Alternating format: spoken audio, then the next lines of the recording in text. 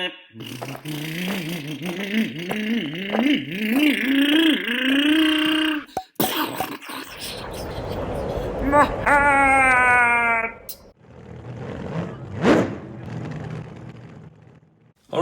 so on the previous one we went in and removed the front end. That was quite simple.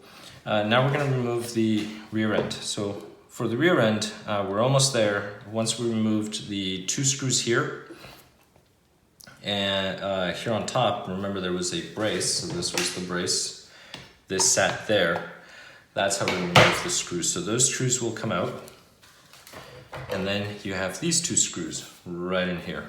So these should be a 2.5 millimeter driver screws. If you bought your vehicle brand new, it's going to be 2.5. If you bought it used and the previous owner replaced the screws, then, well, good luck. Usually it's 2.5, so don't worry about it. And there's nothing wrong with buying a used vehicle. To be honest, sometimes those are the better deals. But then you have to inspect the entire vehicle, unless you know the individual. But this is it. So now, at this point, this will come out. This will stay there. And you will see what will happen. So, that's it. So to remove the rear end, it's just 4 screws, 2 on the bottom, 2 on the top, which are here, and then everything is released. And then at this point, you can go ahead and pull your center differential out. Now this center differential is not the factory center differential. My friend went ahead and replaced this with a different brand, but your center differential would go in here. And there are 2 options for Traxxas. You can get one with a slipper clutch. This one here has an entire disc, which is great if you're running power. Notice the whole plate there, the whole disc. You can see here the difference in color, that's the disc. This is much better for running power. Or you get the aluminum shoes, which are, get the ones by HR Racing. There's more material, they're longer than the Traxxas aluminum shoes. But this is one option, or you could always install the oil diff. The only problem with the oil-filled diff is the oil is too light. So if you run power, you're gonna cook the oil. That's the only issue. All right, so for this one here, this is it. Now I'm gonna show you one of the things too. If you're running a metal gear for your spur, because your pinion is metal gear, you are gonna have metal shavings. And you can see those right here. If you can see, I'm not sure, yeah, that silver coloring, that's from the gears. So that's the gears chewing each other up. So at this point, I'm just gonna give this a quick wipe down. You can see a little more of that silver here. That is all that metal material. I mean, even my fingers, this doesn't look black, this looks silver. Stop touching it. But those are one of the cons of running metal gears.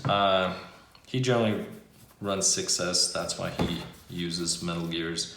I do not. I prefer a plastic spur. Plastic on metal is as good as a lubricant.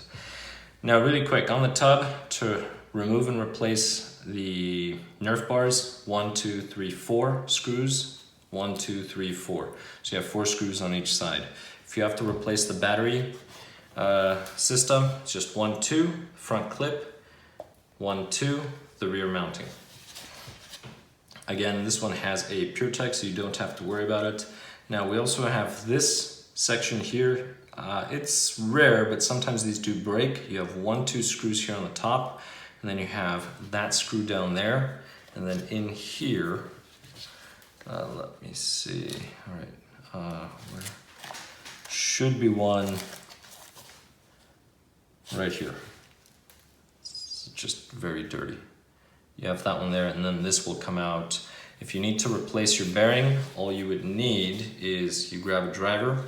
There's a little lip here from the bearing inside, right in there. It's good enough for you to stick your driver, and then you would just pop the bearing slowly.